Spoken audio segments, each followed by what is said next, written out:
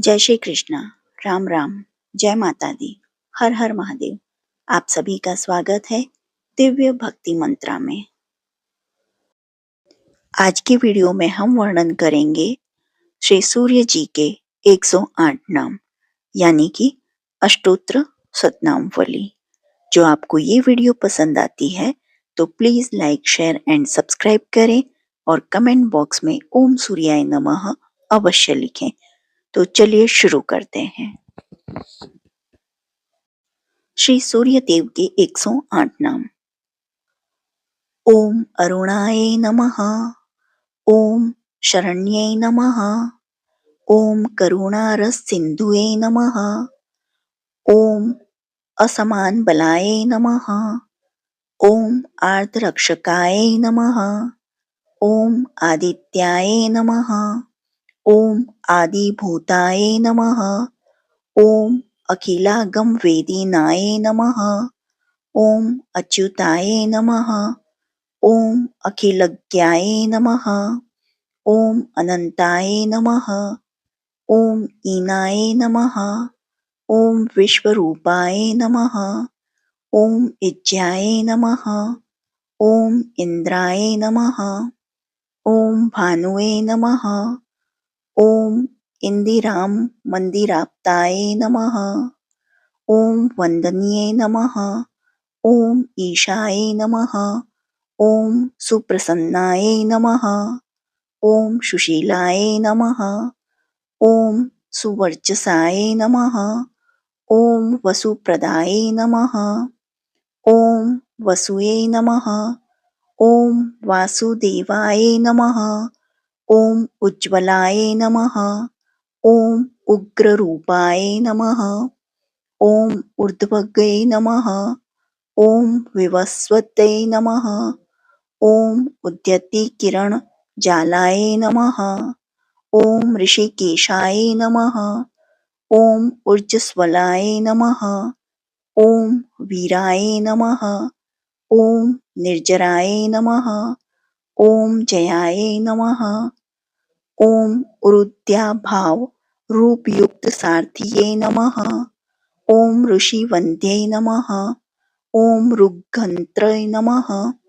ओम ऋक्षचक्रचरे नमः। ओम ऋजुस्वा भावचित्ताय नमः। ओम नित्यस्तुत्ये नमः। ओम ऋकार मातृकार वर्णरूपाय नमः। ओम उज्ज्वल तेजसे नमः। ओम ऋक्षाधिनाथ मित्राय नमः। ओम पुष्कराक्षाय नमः। ओम लुप्तदन्ताय नमः। ओम शान्ताय नमः। ओम कान्तिदाय नमः। ओम घनाय नमः। ओम कनत्कनभूषाय नमः। ओम खद्योताय नमः। ओम लुनिताखिलदैत्ये नमः। ओम सत्यानंद स्वरूपिणे नमः। ओम अपवर्गप्रदाय नमः। ओम एकाकिने नमः। ओम भगवते नमः। ओम सृष्टिस्थित्यन्तकारिणे नमः। ओम गुणात्मने नमः। ओम घृणीभृते नमः। ओम बृहते नमः। ओम ब्रह्मणे नमः। ओम ऐश्वर्यदाये नमः। ओम शर्वै नमः। ओम हरिदश्वाय नमः। ओम शौर्याय नमः। ओम दश दिक्षं प्रकाशे नमः। ओम भक्तवत्से नमः। ओम ओजस्कराय नमः। ओम जैने नमः। ओम जगदानन्दहेतुये नमः। ओम जन्म मृत्युजरा व्याधिवर्जिताय नमः।